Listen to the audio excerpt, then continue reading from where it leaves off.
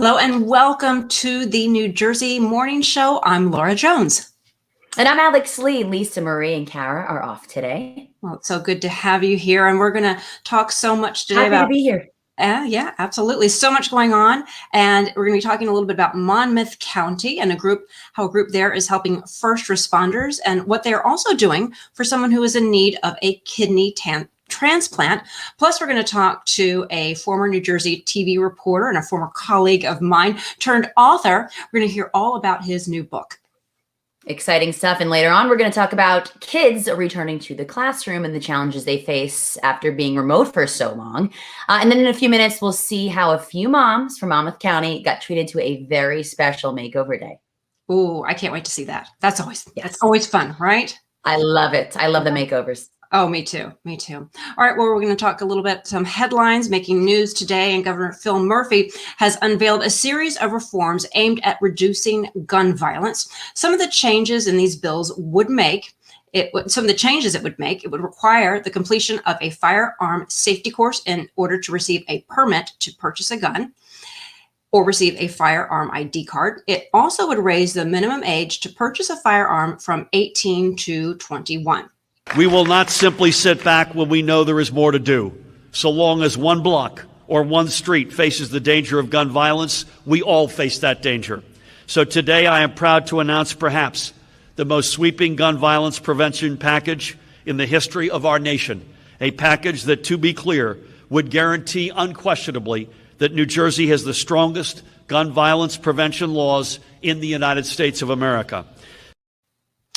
Among other things, the bill would also require firearm owners to store the firearm in a securely locked box or a container at home. The White House is giving New Jersey a D+ grade for the state for infrastructure. And if you drive in New Jersey, maybe it's not much of a surprise. But this comes after President Joe Biden announced the American Jobs Plans, which includes more than $2 trillion in infrastructure projects. Included in that is transportation, childcare, caregiving, and broadband. Now, according to the White House, there are 502 bridges and more than almost 4,000 miles of highway in New Jersey that are in poor condition. And, like I said, Alex, it doesn't take the White House or any kind of study to know that our roads in this area, they need work. That is definitely an understatement, Laura. I'd have to agree with you wholeheartedly. It's driving the roads in New Jersey every day. We can all attest to that. Yeah. Mm-hmm. All right. So earlier this week in Princeton, Governor Murphy signed a bill that would make $15 million in grants available to small businesses and nonprofits. The grants will be administered by the New Jersey Economic Development Authority, which has already distributed more than $250 million in aid to about 55,500 businesses in just the past year. So that's quite some magnitude there. All right, people don't want to return to work. They don't. And I don't blame them. I figure, right?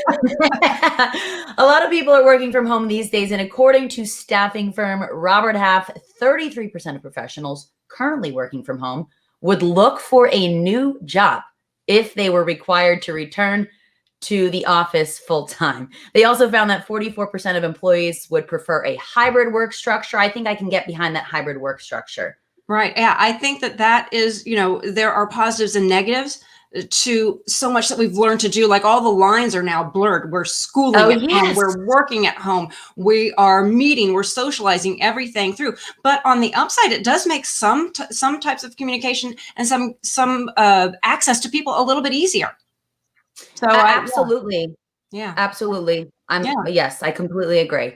Right. I'm curious to see what's going to happen, once that vaccine is, more people have it. And like today, for example, I've got one child who is doing virtual school. I've got my husband working from home. I'm up here. So pretty soon I'm probably going to hear some dogs barking because I've got the windows open because it's a beautiful day today. And I actually want to get outside and check out the weather. Yes. Yeah, absolutely. And on that note, let's bring in meteorologist Mike Favetta for a check on New Jersey weather. Hey, Mike. Good morning to you, Alex. Good morning to you, Laura. Great to be here on a Friday. And like you mentioned, working from home, you could work from outside today, the backyard. A little chilly this morning, but by the afternoon, I think it warms up nicely. So we got some pleasant weather on the way. I've been working from home since last March, as so many people have. But like you have mentioned, such a nice setup there.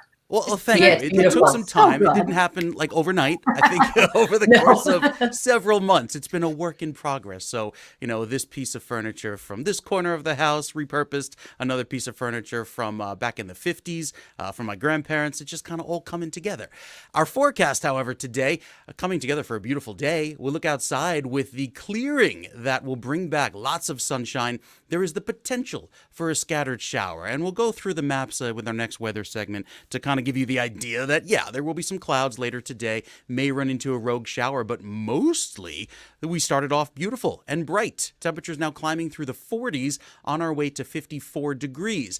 If you were wondering if it's a good evening to maybe do some outdoor dining with the weather menu, well, it'll be a little chilly. And I think you could have a quick passing shower, but overall, got a very pleasant evening ahead with maybe just the wait staff and the bus boys and the bus people likely just be drying off some seats because there will be some cooler weather ahead. Maybe find yourself or sit near one of those overhead heaters or one of those propane heaters because we've got some cool weather ahead for the evening. But warmer weather in the forecast for the weekend. I'll tell you all about it. Alex and Laura, that's coming up in just a few minutes. Yeah, the days are getting longer. There's more sunshine, so I can handle the April showers. I can handle a little bit of the cooler weather when I see that blue sky and the sunshine. It makes all the difference. It definitely helps, but the pollen's coming back too, and I'll talk more about that in just a bit. And speaking of beautiful, Yeah. our next story. Yep. So last Friday, some very lucky moms got a mommy makeover in Monmouth County. Try saying that quick 3 times. Mommy makeover in Monmouth County. Now, the event was organized by Lauren Vina. She's a professional artist and author, and she's joining us now. Lauren. Hi. Yeah, how are you? So good to see you. Thank you for having me. Yeah, so I am all ears. Can you tell us a little bit about how you came up for the idea of a mommy makeover campaign?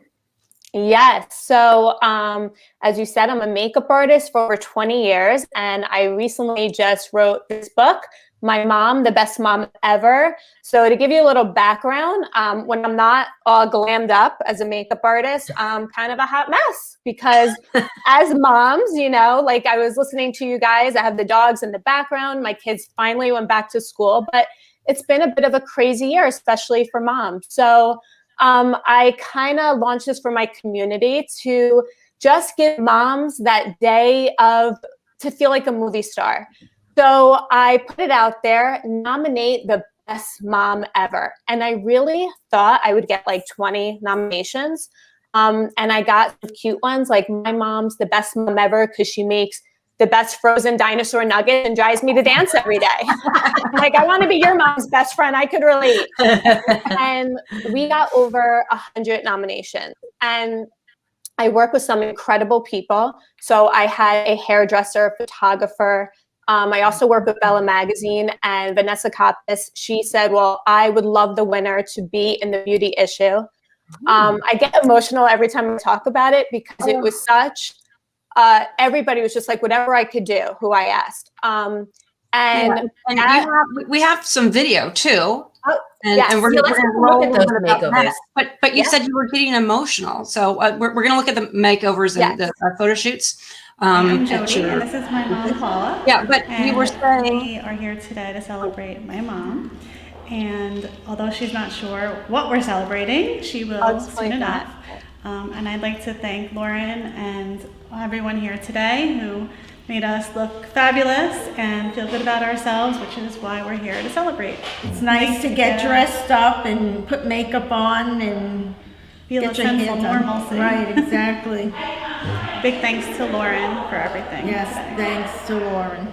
Hi, my name is Karen, and I've been nominated for this wonderful experience for women who have come forth during a time of COVID and being great moms. We have had such an extraordinary experience. We've been catered to, we've been made beautiful and to feel absolutely amazing. And for right now, in this time, I can't think of a better gift for today. Every woman needs a day like today. Everybody needs a day like today. Hi, my name is Rennie, and I selfishly self-nominated myself for this day because I understand that not every mom is a biological mom. I'm not a biological mom, but I am a mama to many, and I think it's important that people realize that not every woman has children the same way. And I'm so grateful that out of the hundreds of nominations that were received that I was chosen. And I just want to thank Lauren and everybody else for being here and pampering us and making us feel so special today. Wow. Yeah. Someone bring in the tissues. So I'll tell you, because so after when we were, when I received, like I said, I thought I was getting maybe 20 nominations and flooded by over 100. How could I pick one mom?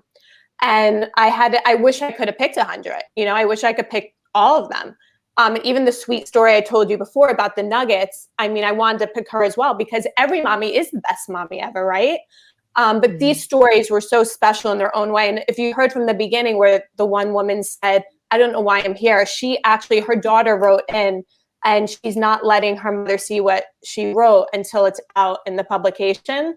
But when she was writing about her mother, her story itself is so special. So I nominated them both. Wow. I don't want to say too much because obviously Paula's not going to hear it until it's in there.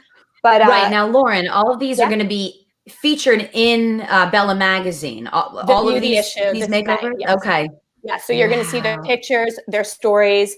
One is a COVID nurse. So her story is just remarkable through this whole pandemic. It's just, it was, I mean, they all it was really, they were like, we're doing their hair and their makeup. And they're like, I feel like a movie star. And that's all I wanted. I want, even as moms, when you're getting our hair done, I'm answering emails or like, I got to get home to the sitter or, it's just, I want them just to have a glam day.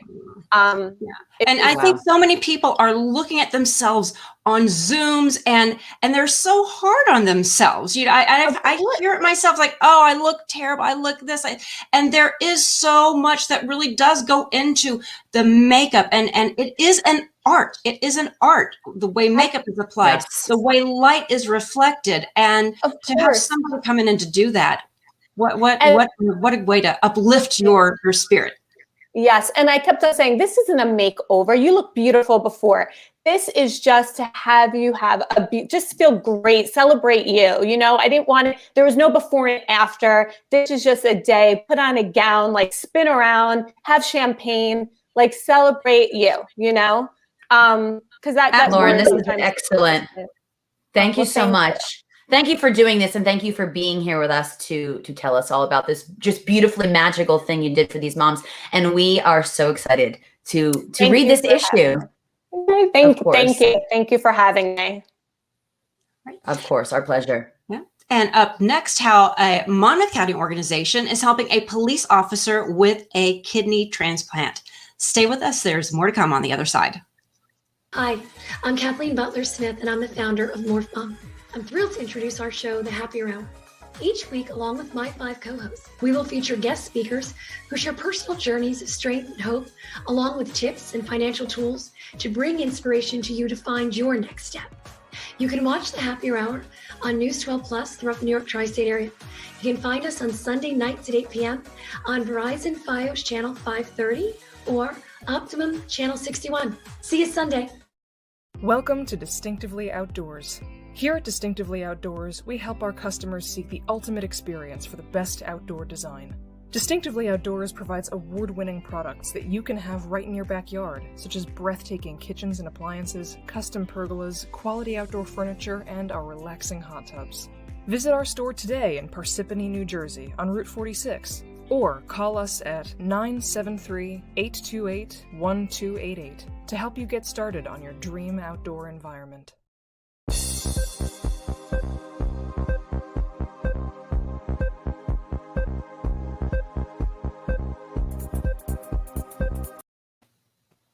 Welcome back to the New Jersey Morning Show. It is time to get another check of this weekend weather with meteorologist Mike Favetta.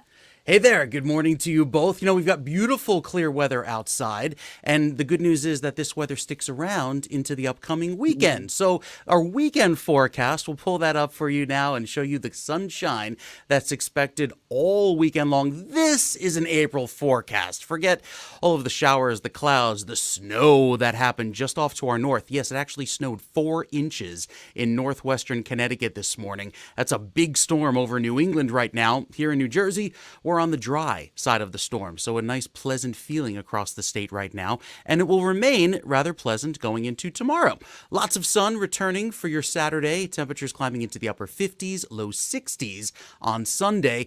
There's the potential for a passing shower on Monday, but I still think that most of the state will turn out being dry. Look at Tuesday's high, however, going to near 70 with that warm weather returning. There's a cool down ahead by the end of the weekend, so Laura and Alex, a lot of people want to get the gardens in the ground, want to start planting and doing some of the spring veggies maybe. There's still that potential for some frost by the middle of next week. So even though you see a near 70-degree temperature on the 7-day, I still think there could be some frosty mornings ahead. Like we were mentioning last week, Mother's Day, a good kind of general rule of thumb to put the in-ground plants in. But beyond that, the potted plants outdoors, you're seeing flowers popping up all over the place across New Jersey. I can't believe you said the S word in Connecticut. In Connecticut. No. I will show you pictures coming up. I'll turn the weather PC on. Oh my and there are gosh. 4 inches of snow just north of Litchfield, the town of Litchfield. I think I would have cried. Yeah, well, I've never been more thankful to live in New Jersey. Yeah. 202 runs right up there through New England. The 202 here in New Jersey. If you take it all the way up to Connecticut, there's plowable snow this morning. Wow. Yeah. Oh yeah, because I'm ready for open toe shoes now. I'm ready. I would not have liked this snow. Yes. All right, Mike, thank you so much. Thanks, We'll be Mike. checking in later on in the show. Now, Alex, this is an incredible story. I saw it and then I immediately told our producer, you've got to see this, because we see so much negative, so much sadness happening. Yep. But this was caught on video, and this is two police officers from Newark's 5th Precinct. They rescued a distraught man from jumping off the Route 78 overpass. Yeah, look at this. It gives me chills. So it gives you an idea of what police officers are dealing with every day, and it's with the unknown. It took about 10 minutes to bring this man over the railing to safety and to get him some help. And, when you listen to this video, it was on Newark's police department. It was on their Twitter feed. You can hear him saying, hey, listen, think about your son, think about what's happening. And then other people came and once they talked him off, he came over, and then somebody, said, I don't even know who you are. I'm going to hug you. And it was just, like I said, it gives you chills, because this could have gone either way. And this had a good story. And wow, it's amazing that they were able to de-escalate and save a life there. Words cannot describe how much respect I have for police officers and first responders in general, who do things like this outside of their direct line of work and what they sign up for every day. It's like, thank you so much. Can't thank you enough. All right, April is National Donate Life Month, and an organization in Central Jersey called the 200 Club of Monmouth County is helping a Long Branch police officer get a kidney transplant. Joining us now is the former Monmouth County prosecutor and president of the 200 Club of Monmouth County, Bob Honecker. Bob, thank you so much for joining us. Good morning, ladies. How are you? Wonderful. Thank you. Now, can you tell us about this police officer, this special officer, and how you learned about his need of a kidney transplant, and then how your organization got involved to help? Well, we are an organization, the 200 Club, of members of the Monmouth County community who are supportive of our first responders here in Monmouth County. And primarily, we provide assistance to families of police officers who have either tragically lost their lives or have suffered some serious injury or medical condition that affects their ability to perform as first responders. So we were notified by the chief of police in Long Branch that he had a 19-year veteran from his department who was suffering from a very serious kidney disease and was in need of a transplant. The medical bills were mounting. It was impacting on his family. So I contacted our board of trustees of the 200 Club, and they unanimously said, hey, let's support this police officer in his time of need.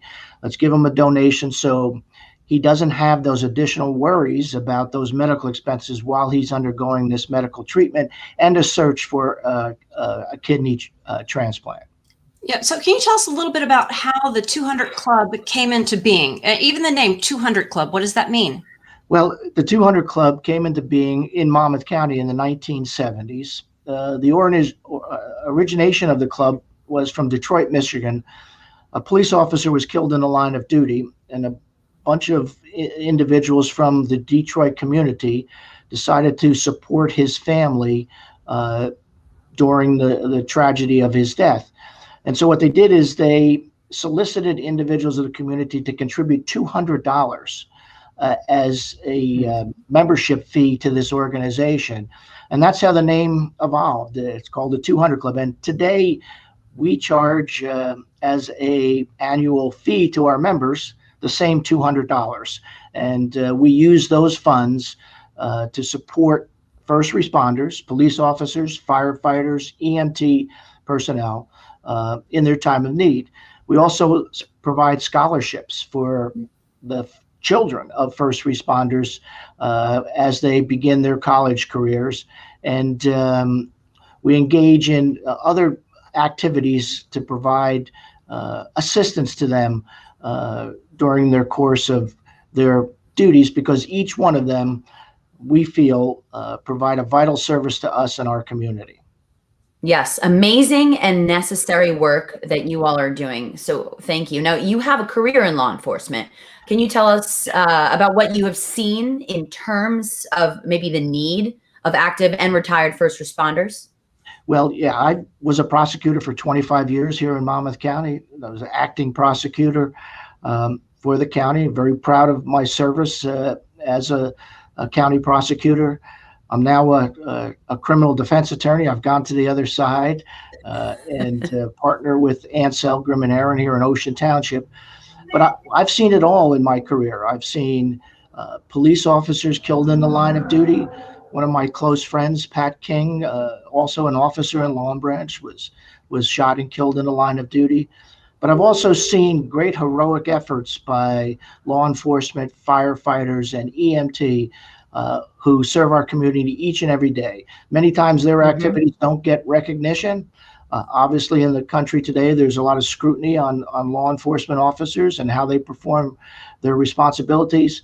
But I think each and every one of us also owe a debt of gratitude to all of our first responders, and in this particular time, our medical and healthcare workers who have all answered the call to duty and helped protect our community. And Bob, you also mentioned how you support the families, and that's, part of being in law enforcement, part of being first responders is when that member of the family leaves the house, you don't know what you're going to encounter. And the support that the families receive is equally as important. Yeah, I think that our organization at least provides some comfort factor to the families to know that if something tragic happens, there are people who are willing to respond and assist them in their time of need. And when it happens, I personally, I know because I've been there and met with the families, it is greatly appreciated to know that people that they've never met before have come to their aid. Yep. And there's someone to take care of the people and those who are taking care of us, which is so important. Right. So we have a link. We actually have a link to the 200 Club of Monmouth County on njonair.com if you want to check that out, learn more about it. Yeah, absolutely. And if anybody out there wants to have more information or become a member, we'll certainly have glad to have you on board. Well, thank you for all that you do and for coming on to share the story. And you can look on njonair.com also for more information. Bob, thank you. Thank you so much. Thanks for having me. Thank you, Bob. Okay. All right. Well, Alex, shifting gears a little bit, there's a town in Somerset County that has been named among the safest towns in New Jersey. Now, according to crime statistics from SafeWise, Bridgewater has scored the highest in the state with a low level of violent crime and property crime reported. And that's not too far from me. I'm in Hunterdon County, so going straight up to Bridgewater. And there's also a new survey that says a Monmouth County town is one of the most underrated in America. I mean, we live in New Jersey. Well, there's a lot that's underrated. New Jersey. Yes, there is. I was just going to say that. So much good, right? So this one says Keyport, which is situated in the northernmost part of the Jersey Shore, has loads of small town charm. It also offers view of New York City, which you can't beat that view. Oh, yes. Direct access to the incredible. parkway. Yep. It's at a quaint downtown and a waterside recreational area that hosts farmers markets as well as parades, outdoor movie, annual festivals. Honestly, that makes me want to go right now, right? Just a lot. Oh my gosh. You said it earlier. Open toe weather. I'm ready. I'm ready for the shore. Another season down the beautiful Jersey Shore, which, you know, if you haven't been there, it's heaven on earth. Any of those shore points along Route 35, top to bottom, my favorite place. All right. Well, next we are going to meet a... Yes, exactly. And like you said, the view of New York City, it's just so special. All right, next we're going to meet a New Jersey TV reporter turned author and hear about his new book. That's all coming up. Hi, I'm Debbie Peterson, founder of the Wellness Gala. I'm very excited to bring you our television show, Balance Your Life with the Wellness Gala. Each week, we'll be bringing you experts in the fields of health, beauty, and wellness. We'll also bring you great tools and options to help you lead your most fulfilling life. You can watch Balance Your Life with the Wellness Gala on News 12 Plus throughout the New York metropolitan area. You can find it at Verizon Fios Channel 530 or Optimum Channel 61. Welcome to Distinctively Outdoors. Here at Distinctively Outdoors, we help our customers seek the ultimate experience for the best outdoor design. Distinctively Outdoors provides award-winning products that you can have right in your backyard, such as breathtaking kitchens and appliances, custom pergolas, quality outdoor furniture, and our relaxing hot tubs. Visit our store today in Parsippany, New Jersey on Route 46, or call us at 973-828-1288 to help you get started on your dream outdoor environment.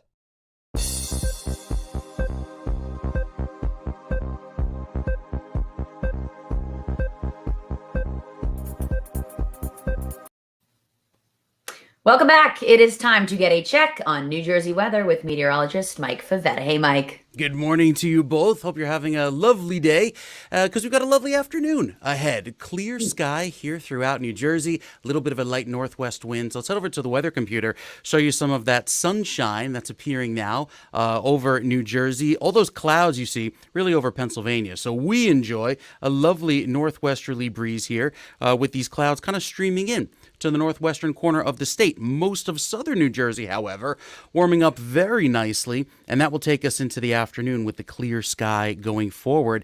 We'll zoom on into some neighborhoods here with temperatures beginning in the lower 40s in the northwestern corner of the state. We'll actually see numbers climb into the mid 40s by the late morning hours down south of Elizabeth, south of 195, and already crossing into near 50-degree territory right down there toward the Pine Barrens. So very pleasant weather on the way. With that northwest wind, it actually prevents the sea breeze from developing.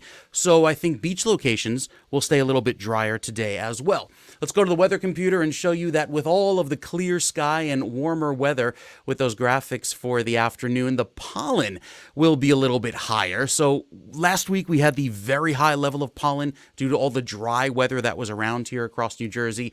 The rain helping to lower it a bit, but notice the moderate level returns for the weekend as we start to enter the peak of tree pollen season. And then even on the 7-day forecast, we have plenty of sunshine ahead both days, tomorrow and Sunday. I mean, the ground will be a little bit wet from the recent, inch to inch and a half of rain, but at least we dry things out going into early next week. Best day of the week next week, I think, is going to be Tuesday. Highs climb into the upper 60s, likely near 70 in many locations, and then another threat of a brief shower on Wednesday as we cool down into the end of next week. So a spring-like forecast here with a few chances of April showers, but beyond that, we've got a great-looking Friday, and I think an even better-looking weekend. Well, you know what they say about April showers, right? So bring it on. Bring it on. I'm ready. Absolutely. Yeah. Thank you, Mike. Thanks, Mike. Now, our next guest, he is a familiar face. He is a longtime TV reporter here in New Jersey. He's now an author writing books for young adults. His new book, I've got it right here. I've been reading it. It's very good. It is called Unbound, Stories of Transformation, Love, and Monsters. It is available now, and I'm so excited to see John Kleekamp to the show. John, it's so good to see you. Hey, Laura. Hey, Alex. Nice to be here. Thanks for having me on. I've been reading your book. But first, I want to ask you, so many people will say, oh, I should write a book, or, oh, I could write a book. So you're a reporter who has now kind of transformed, to borrow a phrase from the book, into an author. How did this happen? Actually, I started writing my first novel while I was still working at News 12 New Jersey. So I'd get home at like 11:30 at night and just start working on this novel that came to me while driving around New England with my camera during, fall color season. Just fell in love with these small towns and their cemeteries, and a whole story idea came to me. And I've been working on that for 6 years. But in the meantime, going to conferences, meeting and networking with other writers, and there's so many writers here in North Carolina now. I've met a lot of great people who've been teaching me. I've been going to conferences, been learning more, and writing short stories as well while working on finishing the novel, which is like close to being done. But yes, this is my actually second short story, the one that appears in Unbound. It's called Over Time. Right. Yeah, I have it right here. Over Time. So now, can you tell us about the inspiration? I know you started to touch on it a little bit, but the inspiration behind all these stories in the book. Well, there was a group of writers during the pandemic who became very close and thought they wanted to do an anthology, 5 Points Press, because these ladies were scattered all over the globe. They 5 different places. They called it 5 Points Press, and they decided, instead of just talking about it, let's do it. And they decided the pandemic, with everybody so isolated, young people especially in need of stories, libraries shut down, bookstores closed. They wanted to make these stories available, a lot of own voices stories that these young people could see themselves in and appreciate, and without making cost a barrier. So the Kindle digital version is a free download, and the books itself, the paperback and the hardback, are available at cost. So really, there's not any money to be made here. If money is made, they're pouring it back into the promotion of the book. They just wanted to make these stories available to people who are isolated. And it's not just young people reading these books either. Laura, yeah, is an adult. She's reading an adult right now. What's so great about the book too is these are short stories. So, and short stories, but they're very powerful. Yours is called Over Time, and it's going back and forth between Adam and Evan. And as I'm reading through it, you have a real gift, because I'm looking at how you describe, a car and encounters in Times Square. So it's Over Time. So do you want to share anything a little bit, without spoiling it, about your particular contribution to this book? Well, without spoiling it, I can tell you that the inspiration came during a writer's conference, when I was told to take 3 things I love to read about and put them into one story. I like romance, or in this case, a same-sex romance, time travel, and humor. So I put all those into a quick writing exercise, and I liked it so much, I decided to make it longer. And so when I was approached by Emily Collin, who's one of the editors, and also herself a New York Times bestselling author, approached me about contributing to Unbound, I thought, I still love that idea. And I went back and expanded, and it just kind of flowed out of me. And they're 2 very different guys. And you think, because it's a romance, that these 2 are going to end up together, but I'm not going to say anything more than that. That would have been too predictable. So they are on their separate paths. They have to learn a lot about themselves to get back to where they belong. Well, and the thing that all of the stories have in common is it's about transformation. Mm-hmm. That's kind of the common theme throughout all of them that ties all of this together, correct? Exactly. That was the whole point. And of course, then love and monsters. And the monster could be, an actual mummy in a museum cafeteria, or it could be homophobia and your fear of self-acceptance. And it ran the gamut. It could be a real monster, or something in your mind. Wow.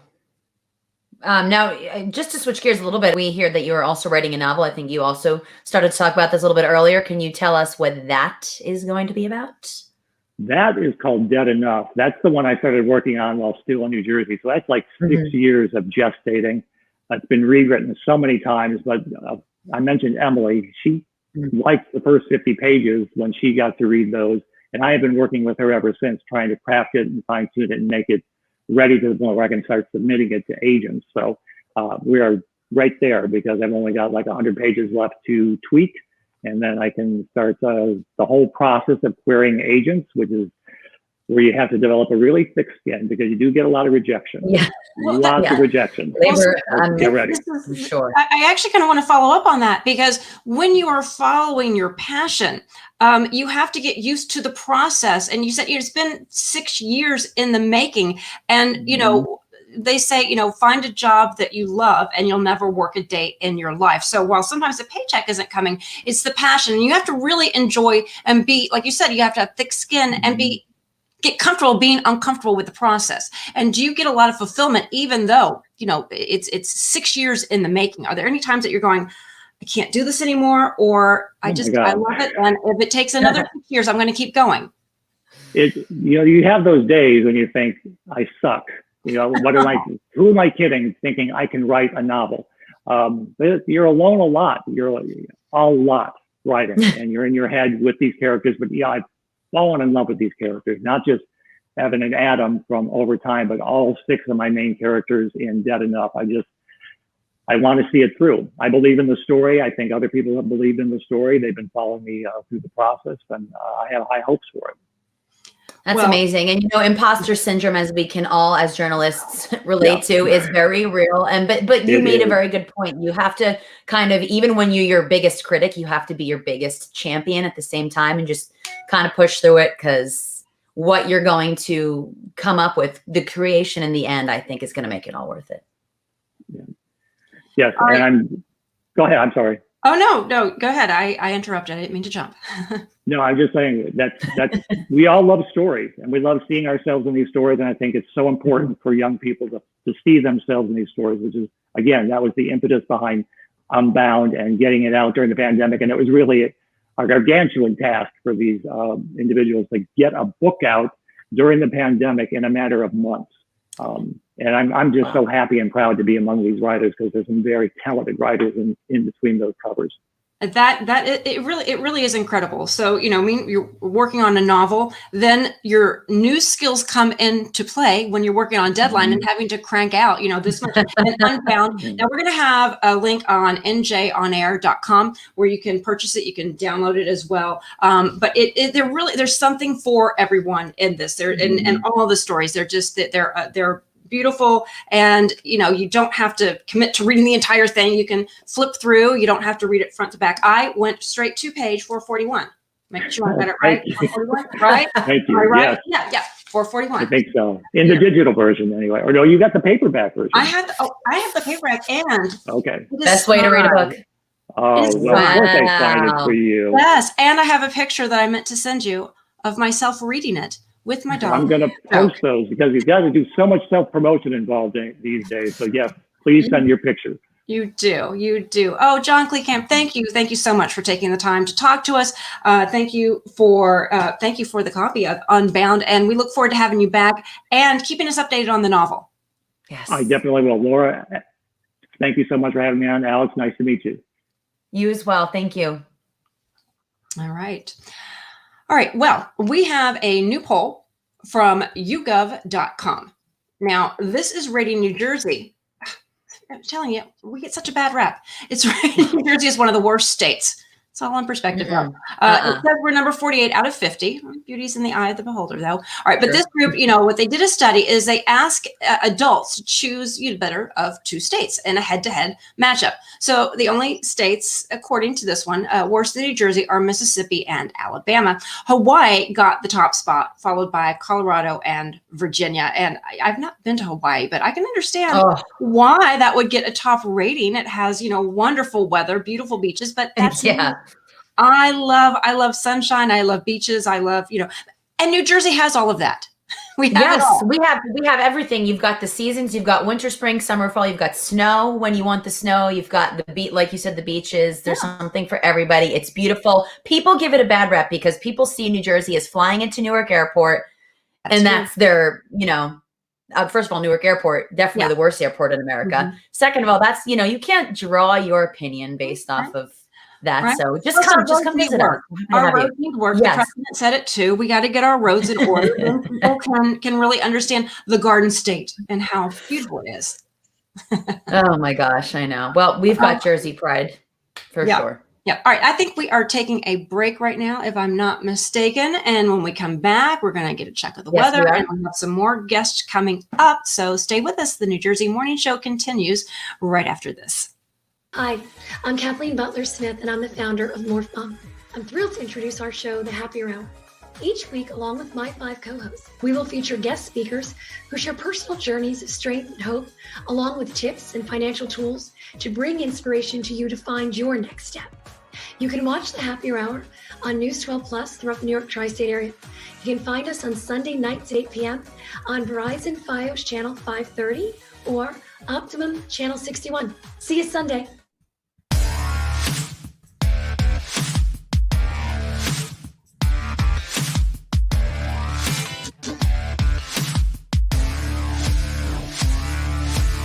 Swing the hips. Oh boy, they weren't kidding. Whew. You're looking for a gold crown? Sure. So you say you're helping people through. How are you doing that?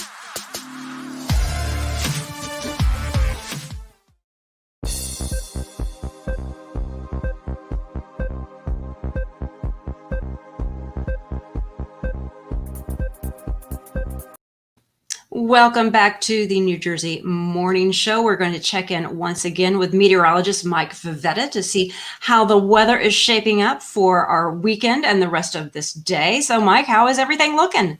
It looks a lot better than places in New England where they have plowable snow. Just unbelievable. Here we are this late in April 16th on a Friday, and starting your weekend off with some with the snowblower and the snow shovels up there. It happens.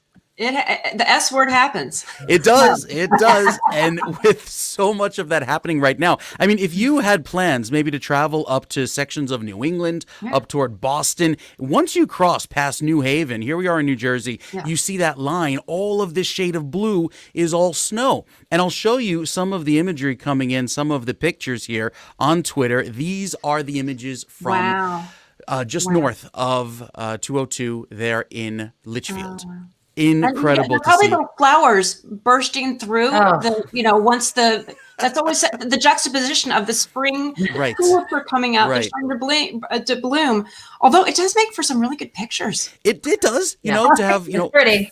4.5 inches of snow, and here you go, some of those scenes there up covering the ground in a shade of white. But you've also seen the scenes of the volcanic eruption down in St. Vincent. Incredible with the ash covering the grounds there. Here's the latest satellite loop this morning. So St. Vincent is right here. This is the island, and here's the ash plume that's coming out of St. Vincent, so going the that's opposite direction now. Yeah, that erupted a week ago. Right, and a week ago this morning. What's that? Yeah, 1 week ago this morning, we were live on the air and saw the information come in. And so it's how high up is this going? Yeah, that's a good question, because now some of the environmental satellites that are orbiting the Earth a couple hundred miles up have these detectors that can send beams down and scatter off of these particles in the air. So what you see here are some of the highest altitude locations, and so here's St. Vincent right there at the bottom, right? And the top of the volcano there, just about a mile high, about 5,000 feet up, and there's the island of Barbados. So if you were to kind of slice the atmosphere, you're looking north, and this would be the west over here, this would be the east out over there. If you look up here, going up higher toward the top of the scale, 20 kilometers up, that's in the stratosphere. So commercial aviation only goes up to about this level. Here, if you were an airplane flying through, this goes higher than the planes fly, and that's very unusual to have, these particles higher than commercial aviation here with this shade of red, the highest level, because that typically you wouldn't see any sort of weather once you leave leave the troposphere, going into the stratosphere above the where the planes fly. It's a very different atmosphere, and not to use that pun, but with so much of these high altitude particles circling the atmosphere that are detected in the Caribbean, this is what I mentioned earlier, could start to affect some of the weather patterns, similar to the dust storms off the Sahara in the summertime. These reflect the sunlight from the sun, cooling the ground below, and that usually puts a cap on either hurricane development or could change some local weather features in that general vicinity. So it really does play a part in what's happening here across the Caribbean area. And there you go. There's the latest volcanic eruption this morning, just in the last few minutes after sunrise. See, when you're giving us this weather forecast, which I've totally interrupted your weather forecast with this, you are not just reading. You practice it.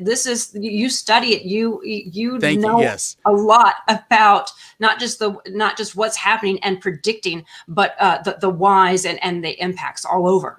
Well, thank you. Yeah, no, I mean, this is what I teach, Intro to Meteorology at Kane University. This is actually chapter 2 of the lessons, talking about the radiation from the sun and how it affects weather. I can't show you those diagrams because they are from a textbook and copywritten. But regardless, this is the live data of what's happening right now, kind of a more prescient image that the people of St. Vincent and those residents still, 1 week later, dealing with volcanic ash spewing out of that volcano. That is thank you so much for taking the time to explain that. I'm fascinated in that. It probably goes back to when I was a child and reading about the story of Pompeii, which obviously many centuries ago. But it's fascinating. And the technology that is available to predict. And then even in some areas where there is not enough technology for tornadoes to predict. I could spend all day talking about this, but I know that we've got some other guests standing by. I'm probably going to check back in at the weather forecast. So Mike Favetta, thank you very much for the lesson in volcanoes, as well as our forecast, which we'll get to in just a little bit. Thank you, Mike. All right, many children in New Jersey are returning to school for the first time, but some are hybrid, others are still remote, as we were talking about earlier, Laura. But in Newark, schools are going back to in-person learning, and that can mean an adjustment period for some kids. Joining us now to talk about this is Ronald Chaluzin of the Newark Trust for Education. Ronald, thank you for joining us. Thank you for having me. All right, now, kids have been remote for a very long time. What kinds of issues are you seeing with these gaps in learning, maybe? Right, and so, I think I'd like to start by just saying that, I like to approach this from what have kids learned, and certainly there's a difference, I think, between loss in learning, which is where kids have learned something and forgotten it, and lacking the opportunity to get new learning going. And so there's the formal part of this, which absolutely is a concern. Kids have lost the opportunity to gain new material that they would have had they been in school. And at the same time, they have been open to learning new things. One of these being really the interaction with technology, digital fluency, getting on the computers, interacting, using computers. And there have been issues with that. But if we can really focus on helping our students use what they've learned in order to accelerate their learning as they go back to the school building, I think we'll be in a really good place. Yeah, well, I mean, and that's the thing is, like, I have my youngest son, he has special needs. So when they had to transition to online, there was that really quick ramp up to, how do you open an email? How do you go? So as you're looking at bringing students back into the classrooms in person, there's going to be some stress. There's going to be anxiety because, as uncomfortable as sometimes online learning can be and is excited, there's anxiety, there's apprehension. So how do you help with those social fears? Right. And so I think about that in 3 buckets, right? I think there's the immediate, kids are actually transitioning from being at home going into the school building. I think there's a transition period, and then there's a long term. So in the immediate piece, I think we really have to pay attention to how we create conditions for learning in the classroom that take into account that kids have been isolated somewhat from their friends, have been removed from routines. And so really helping our kids acclimate one more time to what it means to be in a school building, to what it means to be with others in the same classroom under new conditions. So explicit, I think, conversations, explicit talk, explicit time devoted to that is really important. I think the second part is then the transition to learning. And I would say there are choices there, and I really advocate for the second, not the first. So, and the first choice is to think about, how do we remediate the last 14 months? How do we go back? How do we, and in my, I think kids continue to grow and develop, and they are the age and they are developmentally where they are right now. So I think we need to think about, how do we introduce the material that is age appropriate, developmentally appropriate now, without really thinking about going back. And in doing that, then think about what are the right just-in-time supports for kids to then engage with that new material. I think if we spend too much time focused on what was lost, we're going to create a condition that seems to the kids, puts a lot more pressure on the kids. Whereas we say, okay, we're here, we're going to continue to learn, we're going to build on what you've been doing, let's go. You could create an air of celebration, which is really interesting, right? Because parents are excited about kids going back to school, kids are excited about seeing their friends. So can we keep that air of celebration, that air of excitement, that air of intrigue, and yes, let's go into this, rather than, it's kind of been this really bad time and we have to address that. So those are the kinds of things I've been thinking about. And I would just say the last part, which is in that long-term piece, I don't think we can forget the inequities that have been so highlighted. You spoke about your child being a special needs student. And really this notion that we have our kids and we have to really have in place strategies that are going to take into account this uncertain future. And so what are those kinds of supports that if we by chance have to go back for a period of time for kids being at home, are those supports in place? What are the facilities changes that need to happen? What is the digital divide, and how do we make sure that the digital divide is really narrowed, right? And not just momentarily narrowed. Okay, now that digital divide in Newark, it is definitely very present. So many students don't have Chromebooks or even internet access at home. So what is being done to help these kids? Sure. So I think that, as you know, Newark is a city of multiple districts. There's the primary Newark Board of Education, and then there are a number of charter districts. I think that all of the districts did an amazing job at actually harvesting resources in order to get kids Chromebooks at home, and then went the next step of, in many cases, even purchasing internet access for students so that they could access the learning. Having said that, it doesn't eradicate the right. There are differences, and I think that you start to see some of the nuances. And so the Newark Trust, for example, my organization, we've been trying to figure out ways of adding devices to the home. So the kids get the ones from the school, those can be used for school. But right now, I'm sure each of you, as we're looking right at this second, right, it's socialization, it's access to medical care, it's access to mental health, it's access to job training. So we're trying to figure out ways that homes could have multiple devices, because one of the nuanced pieces was kids would get a device. It would be the only device in the home, but you had multiple siblings or you had parents who needed to also use the device. And so they were sharing these devices. So I think that that's one piece that still has to be addressed and thought about. Big picture on digital divide, though, is that the Deutsche Bank issued a study in December of 2020, just this past year, where they were looking at Black and Latino communities. And what they found was that Black and Latino communities are 10 years behind their suburban counterparts in ownership of devices and access to the internet. But what's even more concerning is that unless something is done right now to change that picture, by the time we get to 2045, kids living in these communities will not have had the practice and training on coding, on digital fluency and digital literacy that they need in order to enter the job market. And this particular study says that it is possible that 85% of the jobs available in 2045 will be closed off to students who are currently living in the Black and Latino communities that they studied. This is just we cannot allow that to happen. And so from where we sit at the Trust, we've been really looking to see how do we organize, how do we get the appropriate people at the table so that some of the amazing work that happened in downtown under the leadership of the mayor, where we had fiber optic cable, there is access to internet, how in the central ward that's been built out, how do we get support and the finance and the civic leadership to move that to all wards, to all 5 wards, so that the South Ward, the West Ward, East Ward, North Ward, everybody has that level of access.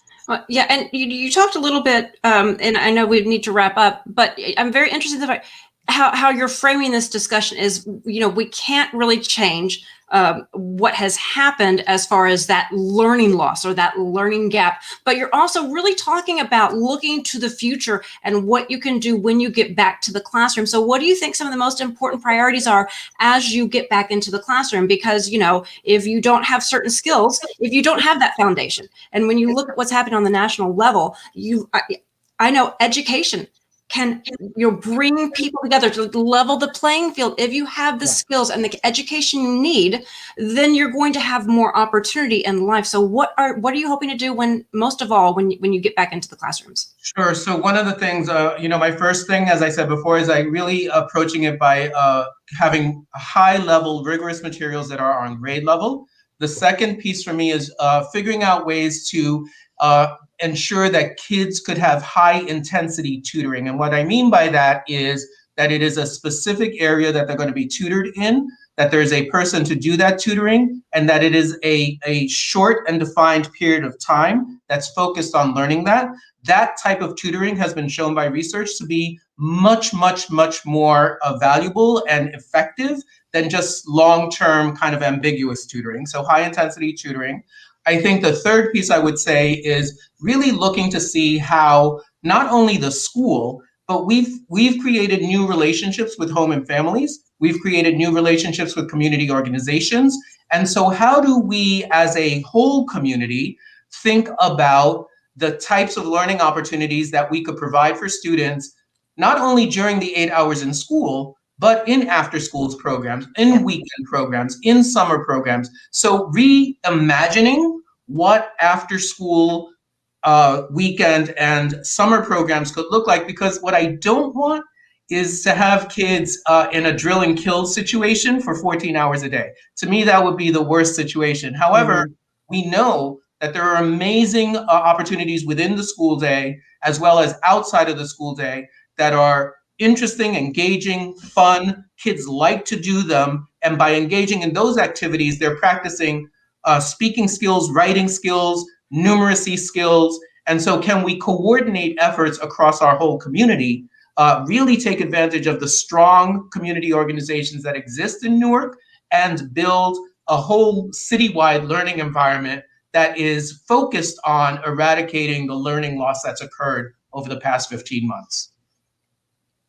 Thank you so much. Thank you. Thank you. Thank you. Thank you for having me. I appreciate the time. All right, and that is the Newark Trust for Education, and we certainly appreciate all the time as many families are looking to transition back. And what can you do? He's definitely a very optimistic individual, a glass is half full. And he's springing into action, right? Which I love. Yeah. Speaking of spring, getting into action, we're going to spring into our 5-day our weekend forecast, rather. Just beautiful weather all around. And even though some clouds are returning late this morning here across New Jersey, it's actually a nice dry breeze that brings back more sunshine into the next few days. So while it may be breezy tomorrow and Sunday, at least we're back in the 60s. We've got sunshine to enjoy, and a few passing clouds never hurt anybody, especially with the nice dry weather that follows each afternoon. Just note, if you're an allergy sufferer, you will begin to feel those pollen grains yet again, because those breezes allowing for the now open cherry blossoms and the now open apple blossoms to really make for a rough go this weekend for allergy sufferers. The weekend forecast looks very pleasant. Lots of sunshine here across New Jersey, highs climbing just back to average in the upper 50s and low 60s. I think the warmer day of the weekend will be Sunday, but if you want warmth, wait until Tuesday. The 7-day forecast shows highs going all the way up into the upper 60s, near 70 by the middle of next week. So there will be a few more warm days ahead as we go through the end of the weekend into next week. Kind of feeling more like spring, despite the little bit of snow up in New England this morning. Kind of feel sorry for them, but, well, they're mostly Patriots fans anyway, so I guess, they got what's coming to them. We've got a really nice weekend ahead, and hopefully you can enjoy all that sunny weather next We week don't as have well. we don't have a sports segment, but Mike, we thank you. You know what we do have? We've got a political show coming up next. So, Mike, thank you very much for that. And Alex, thank you so much for joining us here on the New Jersey Morning Show. And thank all of you for watching. And don't go anywhere, because coming up next is my new political show. It's called New Jersey Politics, Conversations with Laura Jones. That is coming up next. My guest is Republican State Senator Mike Testa, also Dr. Ben Dworkin, a Republican consultant, Jeanette Hoffman, as well as Democratic strategist Julie Regency. All that and more is coming right after this. Again, thank you so much for watching the New Jersey Morning Show. We'll see you next time.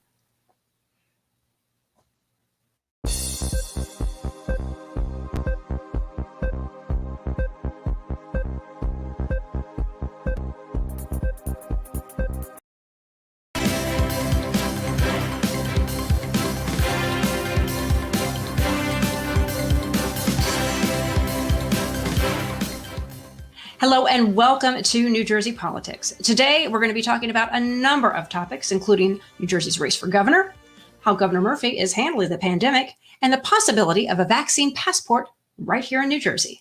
Senator Mike Testa is a Republican representing New Jersey's 1st legislative district, which takes in all of Cape May County, as well as parts of Cumberland and Atlantic County. We're so excited to have him here on New Jersey Politics. Senator, so good to see you.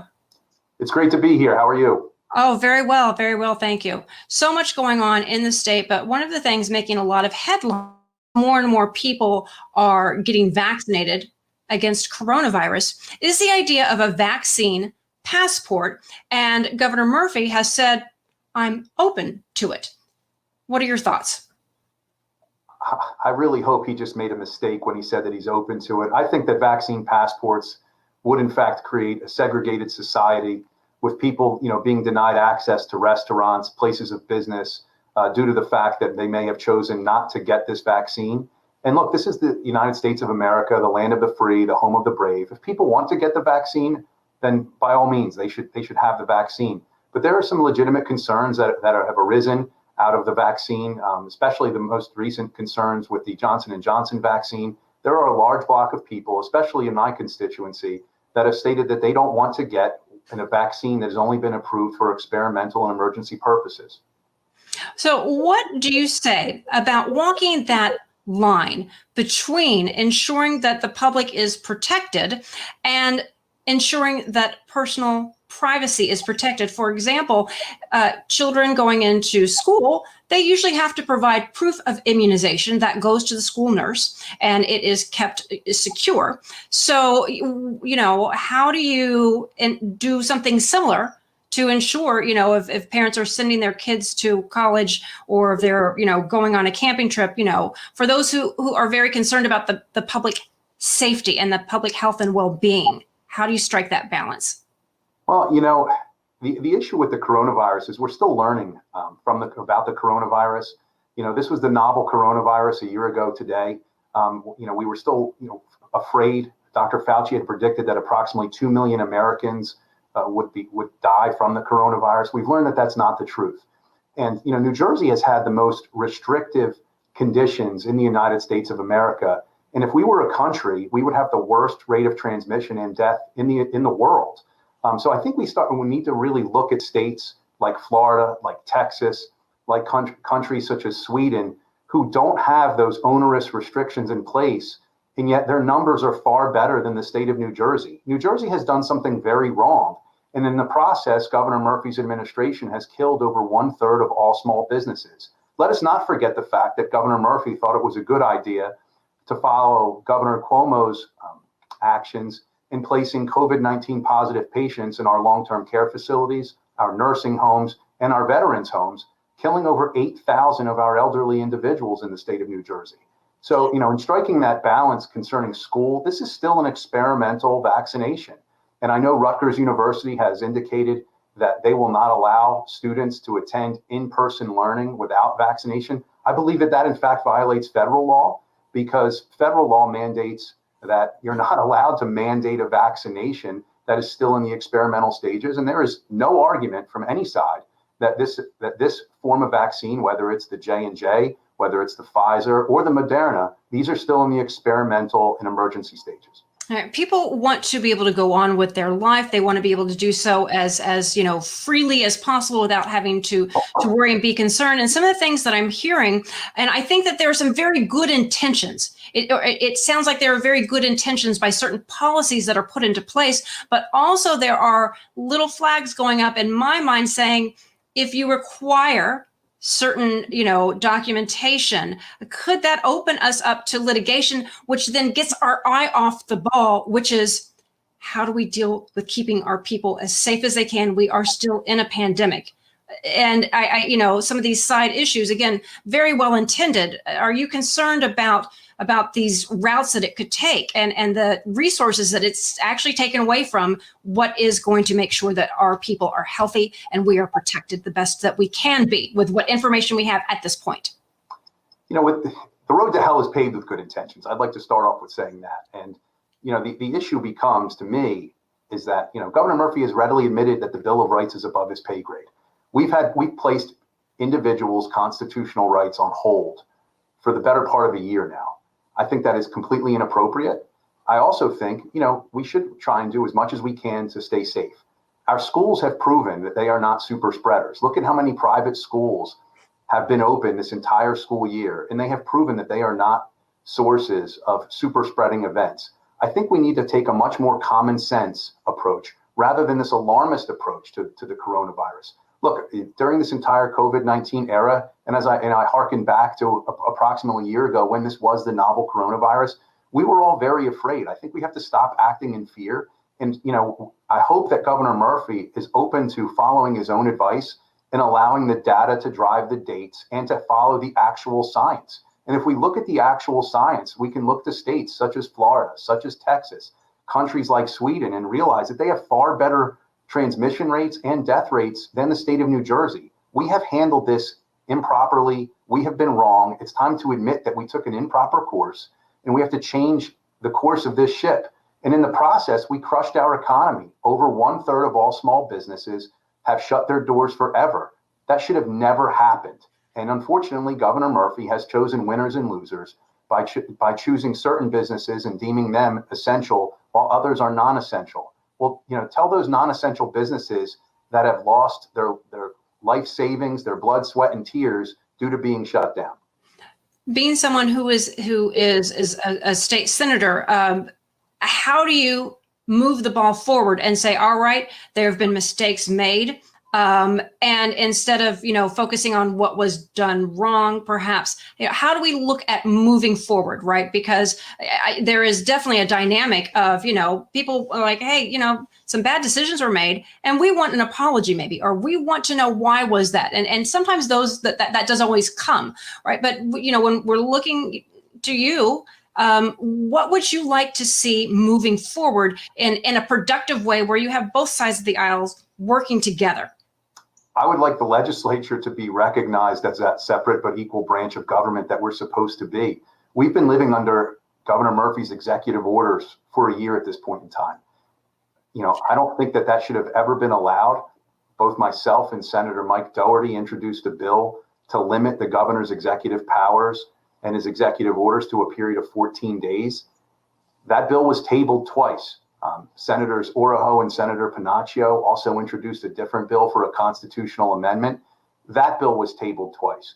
It's high time that we recognize the legislature for what it is, and that is that separate but equal branch of government, so that we can actually work in tandem with the legislature and the executive branch, the Murphy administration, to move this ball forward and get New Jersey opened up safely, and so that we're not crushing all of our businesses and getting our kids back in school. Our children need to be back in school. We are experiencing a devastating rate of suicide and depression amongst our youngsters, and we need to change course, and we need to change course now. So many unintended consequences, from many of the decisions that were made. Again, it's difficult times for sure. And we're so grateful that you took the time to talk to us and share a little bit about your thoughts and what you're doing. Senator Mike Testa, thank you so much for taking the time to talk to us. Thank you so much for having me. I look forward to being back. Up next, Ben Dworkin is with Rowan University, and he's here to give us his insight and analysis on New Jersey's race for governor and so much more. Stay with us. Hi, I'm Kathleen Butler-Smith, and I'm the founder of Morph Mom. I'm thrilled to introduce our show, The Happy Hour. Each week, along with my 5 co-hosts, we will feature guest speakers who share personal journeys of strength and hope, along with tips and financial tools to bring inspiration to you to find your next step. You can watch The Happy Hour on News 12 Plus throughout the New York Tri-State area. You can find us on Sunday nights at 8 p.m. on Verizon Fios Channel 530 or Optimum Channel 61. See you Sunday. Welcome to Distinctively Outdoors. Here at Distinctively Outdoors, we help our customers seek the ultimate experience for the best outdoor design. Distinctively Outdoors provides award-winning products that you can have right in your backyard, such as breathtaking kitchens and appliances, custom pergolas, quality outdoor furniture, and our relaxing hot tubs. Visit our store today in Parsippany, New Jersey on Route 46, or call us at 973-828-1288 to help you get started on your dream outdoor environment.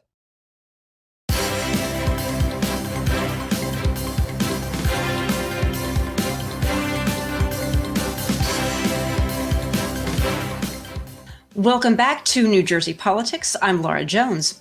Ben Dworkin is the director of the Rowan Institute for Public Policy and Citizenship. He is one of the best go-to people in New Jersey for analyzing and understanding New Jersey politics. He joins us now to break down the latest headlines and how they impact us here in the Garden State. Dr. Ben Dworkin, welcome. So good to see you. Laura, it's great to be with you. Congratulations on this show. Oh, well, thank you. Thank you so much. So talking about a new show, we have a new administration. Joe Biden is president. New Jersey is a very blue state. So when you're looking at shifting into this new administration, what does this mean for New Jersey's congressional delegation and by extension to New Jersey? Well, for the congressional delegation, which is overwhelmingly Democratic, we have 12 members in the House of Representatives, 10 Democrats. We should remember, in a map that was gerrymandered to be 6 and 6 Republican seats and 6 Democratic seats, it's 10-2 Democratic. And we have our 2 U.S. senators who are also Democratic. So the fact that you have a Biden administration, what this means for that congressional delegation is that someone is going to listen to them. They have a receptive ear in the White House. And so that becomes the initial idea when the Democrats, when this congressional delegation is pushing for things like the Gateway Tunnel, for an elimination of the cap on state and local tax deductions from your income taxes, there is a far more receptive ear now that there's a fellow Democrat in the White House. Can that work to the detriment almost, right? When you have a Republican in office, the Democrats can say, well, we're not getting anything done because of gridlock. Now that there are so many Democrats in our congressional delegation and in Washington with power of the White House and Congress, how can that possibly even negatively impact the state if things aren't getting done? People are going to say, well, what's the excuse now? Or does that factor in? Well, there are a lot of factors in terms of how the public's going to react to what's going on, not necessarily just whether you're the same party and whether people are getting things done. Obviously, the biggest issue right now is COVID.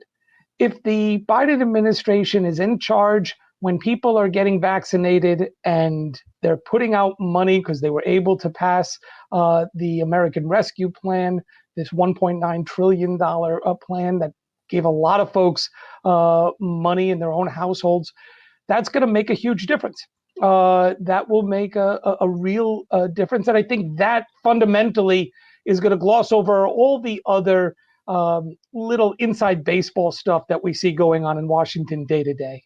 Well, this year is a gubernatorial election as well as the state assembly and Senate.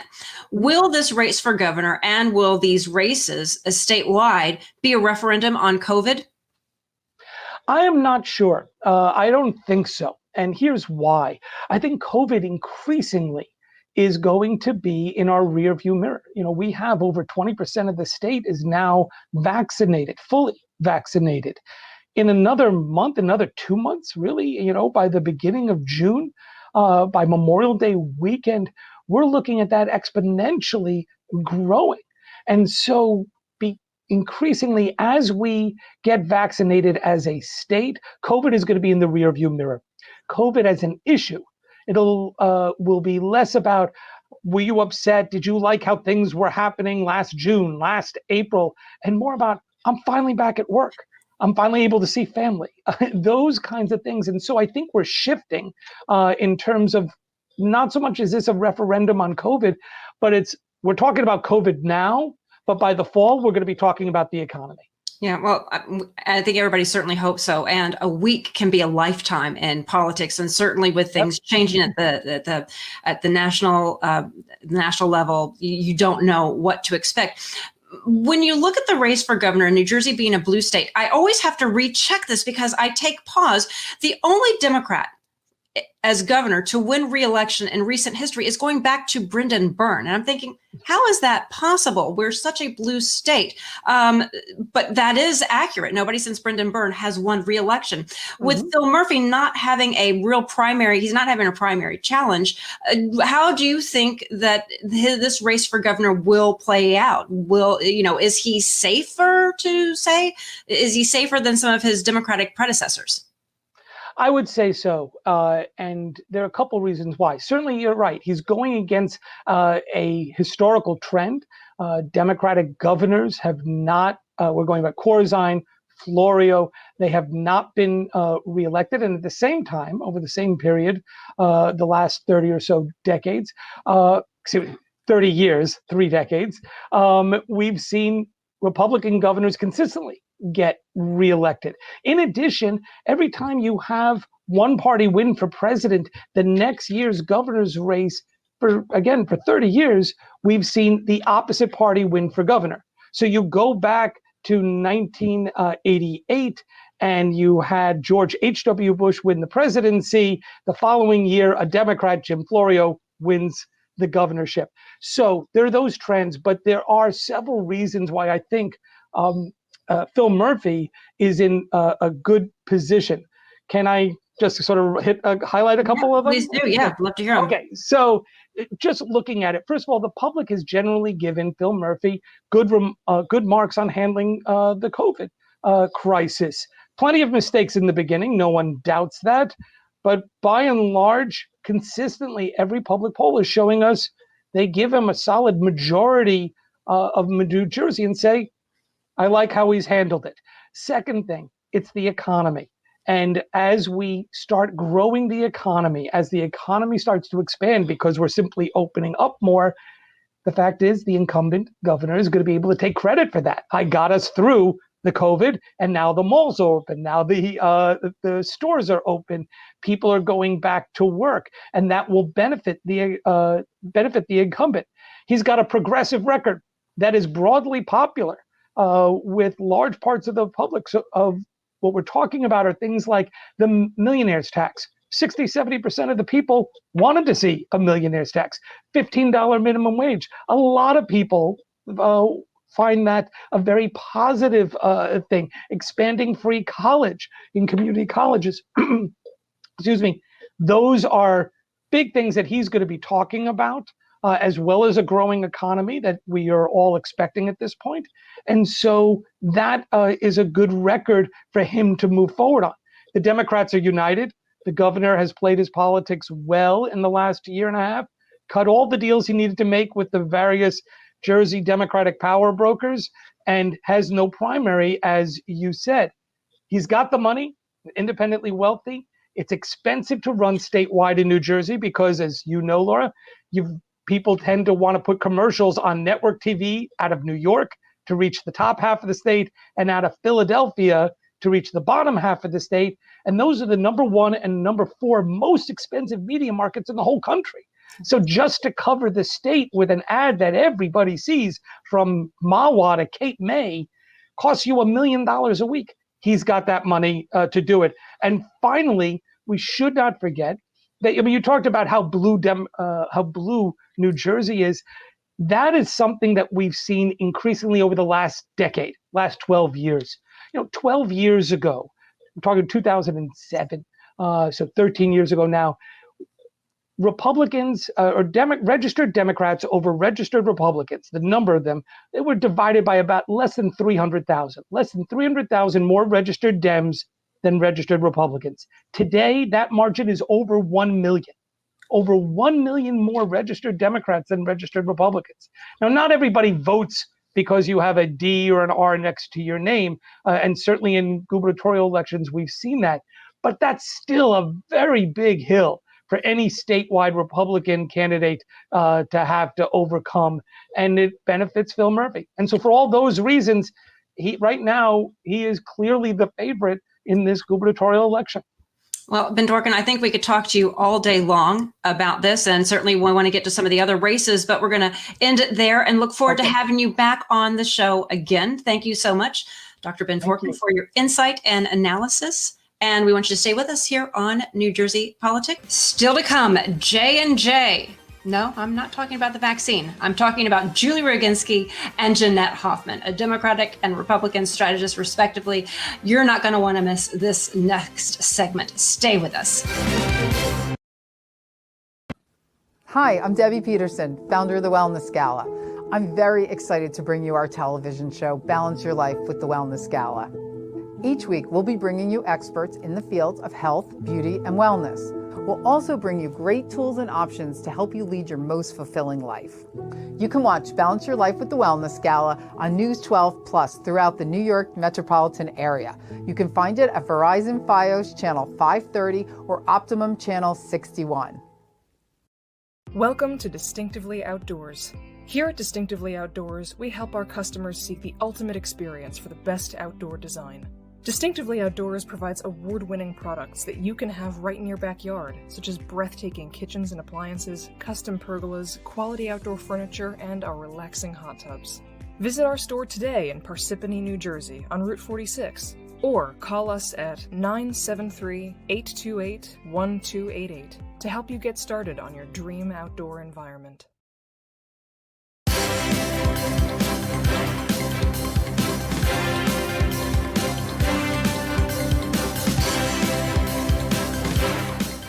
Thanks for staying with New Jersey Politics. I'm Laura Jones. Joining me now are two of my favorite Jersey girls and two of the brightest minds in the state of New Jersey politics. Julie Roginski is a Democratic strategist, advocate, and co-host of Saltier Politics. Jeanette Hoffman is a Republican consultant and media commentator, and they wear many hats everywhere from super moms to super activists. And we are so happy to have both of you on for your insight, analysis, and commentary. Good to see you both. You too. I'm so happy to be with you guys in real life, even though we're not really in real life. Yeah. Well, let's talk a little bit about Phil Murphy and how he's doing overall. A lot of people are starting to criticize. We're a year into COVID. And so now there was a great quote actually on Insider in Jay. And it was one from Governor Murphy. He said, "I haven't heard so much Monday morning quarterbacking since Howard Cosell retired." So Jeanette, let me go to you from the Republican side. Is this fair criticism of Governor Murphy? Oh, well, I absolutely think it's a fair criticism. I mean, he is the governor, so the buck starts here with leadership. And look, it's not just Republicans saying it. It's not just independents saying it. It's a lot of people saying it. And University of California, Berkeley came out and said, New Jersey is 46 in the response to COVID-19. And a lot of that comes from, not listening to CDC guidance when it came to nursing homes and putting COVID-19 infected patients back in nursing homes, resulting in 8,000 deaths in nursing homes and veterans homes. 1 out of 3 small businesses in New Jersey is closed down. Not to mention how expensive it is here in terms of property taxes. So there's a lot to criticize. The budget process, we bonded $4 billion without voter approval. Turns out we didn't actually need that money. So there's criticism on the budget. So, there's a lot of concerns. It's a gubernatorial election year. You're going to hear a lot of Republicans coming out. Jack Ciattarelli, the presumptive Republican nominee, is going to come up with some ads. But I think it's all fair criticism. I think it's inbounds. And Julie, over to you. Hindsight is 2020, so it seemingly can be easy to look back and criticize. But what are your thoughts on this issue? Well, Jeanette is right in the sense that there is a lot to criticize. On the other hand, I don't know that anybody else could have done a better job under these circumstances. Look, the reality is that I think the governor was doing the best that he could under the circumstances that he was given, especially last year before we really knew many details. I think, as Jeanette pointed out, the nursing home issue is one that's going to percolate for him and continue to be a problem for him, as it has been for his colleague across the river, Andrew Cuomo. But look, I think the governor is in a position where he is a candidate this year. There is a good reason to pile on the Republican side, but you're also not going to see the kind of criticism from Democrats that you saw a few years ago towards the governor, because they're also up for election this year and they're not going to do anything to jeopardize their own position with him at the top of the ticket. So all things being equal, you'll hear the criticism on both sides, and I'm sure that we'll resolve it all in November. I think the governor is in a pretty good position, though, for re-election as we sit here today.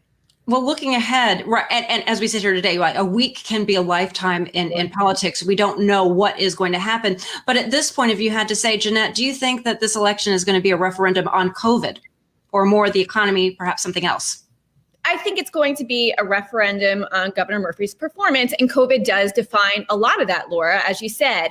The economy to New Jersey is just so expensive, and Governor Murphy hasn't really done anything to address that. And especially if you're one of those 30% of small business owners that went bankrupt during this pandemic, you have to be questioning his leadership and what he could have done differently. So yeah, I mean, COVID's a big part of it, but it is, it's a referendum on Governor Murphy and what he's done in the past 4 years. And if your life has gotten better under Phil Murphy's leadership. And for a lot of people, I think it's going to be a no, and they might want to make a change at the polls. Well, Julie, some of the things I'm seeing are people leaving New York and coming to places like New Jersey. So what's your take on this handling of COVID and how it's going to play into the election? You're right. People are leaving New York and coming to New Jersey. People are leaving New Jersey and moving to Florida, though, or Pennsylvania. So there's a migration going on from the Northeast to begin with because of COVID. I don't think that's necessarily Governor Murphy's fault at all. I will say that I think Jeanette is right. COVID is one part of the equation, but there are other issues to deal with. New Jersey's always been an extraordinarily fiscally sensitive state. And so the state of affordability in New Jersey is going to be on the ballot, regardless of whether a lot of it was caused by COVID, which is why I think the governor borrowed the money that he did and is not returning it despite pressure from both sides of the aisle to do that. Look, we're in a very weird part of our election life right now, because under normal circumstances, I think Jeanette's analysis is absolutely right. This is a referendum on Governor Murphy. It's a referendum on the fiscal stewardship of the Murphy administration. It's a referendum on his handling of COVID. But a guy named Donald Trump really changed the trajectory, I think, for a lot of people in New Jersey. He got a lot of people involved in state government and state politics that really never were involved before. People who were sitting on the sidelines until their offense at what Donald Trump was doing grew so great that they decided to get really engaged on the grassroots side. And that also happened, by the way, on the Trump side as well, where people came into the equation who never were involved in politics because they were inspired by Donald Trump. But there are many more of the Democrats who got involved in opposition to him in New Jersey than Republicans who got involved because of Donald Trump. And so a lot of this depends not just on Governor Murphy's stewardship, as Jeanette rightly pointed out, but also on people's complete just disgust and revulsion with the Trump administration and whether that's going to bleed over into this year's election. We've never had anything like this before, because when George Bush lost in 2008, he went away and John Corzine didn't really benefit from the fact that people hated George Bush. Donald Trump's a whole different ball of wax. So I'm very curious to see what's going to happen this year with respect to that dynamic. He's not president anymore, Julie. Yeah, he's not president anymore. It's Biden. Biden is president. Phil Murphy is governor. This is going to be a referendum on Phil Murphy. So, as much as Democrats are chomping at the bit to talk about President Trump and what a mess he is. They don't have President Trump to kick around anymore, as much as they'd like to. And my husband's a Democrat and he likes to blast Trump and Chris Christie and all that. But, it's time for Democrats to take ownership of their own leadership in New Jersey. And that's Phil Murphy, who unfortunately made a lot of mistakes with COVID and is making a lot of mistakes with our budget and our economy. So, I hear what you're saying. And I know, Democrats have really turned out a lot of voters in the past couple of years. But I think this is a whole different issue when you talk about state politics. Well, Jeanette, I will I say wanna this. follow Yeah, I'll say this. Look, I sat through a bunch of focus groups, Jeanette. I don't know if your husband's seen the same ones that I have. And what's weird about this time around is that you talk to voters, they don't necessarily want to talk about state politics, despite the fact that you're talking to them about state politics. What they're talking about is Donald Trump. I mean, they're still completely blown away by him. So you're right, Jeanette. Under normal circumstances, Donald Trump is gone, and so should any hangover of Trump. But that's not what voters are telling us. What voters are telling us repeatedly is that they are still very much influenced by their attitudes towards Donald Trump. And so the challenge for Jack Ciattarelli is going to be to shift voter behavior and voter sentiment over to Phil Murphy. Right now, as I said, as we sit here today, everything can change by next week. But as we sit here today, voters are still very much hung over from the Trump years, and that's really kind of driving their behavior, even with respect to Democratic politics or Republican politics here in New Jersey that has nothing to do with Donald Trump. Julie mentioned Jack Ciattarelli. He's the presumed Republican nominee, but out of the blue, seemingly, I'm seeing the name Phil Rizzo coming in, a Republican, a minister. How does this play into the Republican? Is there going to be any infighting within the Republican Party? What are you seeing? What are you hearing on that front? Because at this point, obviously, Phil Murphy's not being challenged, so he doesn't have to worry about, shoring up support within his own party. But what about the Republican Party? Because it's this is not just a party. There's a party fractured the whole country. It seems to be very, very much divided. Yeah, well, listen, there's always a wing of the conservative party that comes out in these primary elections. Like I've been involved in politics as long as Julie. Back in 2000, we saw Brett Schundler run against Congressman Bob Franks, who seemed to have a lock on it in the gubernatorial election in 2001, and he actually pulled off an upset. And some people are thinking that this might happen here. I don't think that's the case. Phil Rizzo is an unknown, and he actually does have a lot of baggage. He got some support early on from a conservative talk show host on 115, Bill Spadia, who we all know, George Gilmore, Ocean County chairman, who actually went to prison for some time and then was pardoned by President Trump. There was some support from him in the Trump wing of the party. But when you peel things back, there's a lot of baggage there. But one of the big issues is that he doesn't pay property taxes on his $1.65 million home that's owned by his church. He's also made some inflammatory comments about the Catholic religion. I just don't see him catching on. He may peel off some conservative support for Jack Ciattarelli, and Jack Ciattarelli does have to worry about that going to the primary. But I do think this is really very much Jack Ciattarelli's race to lose in the Republican primary. All right. Well, Julie, Jeanette, we've run out of time, and I've really enjoyed seeing both of you having a spirited discussion. Hope you both come back on again, because there is so much to talk about, and we always appreciate your insight and analysis. Bye. Much, Lori. And that will do it for today. Thank you so much for joining us. You can watch us anytime on New Jersey On Air. You can also follow us on social media. I'm Laura Jones. Thanks so much for watching New Jersey Politics. We'll see you next time.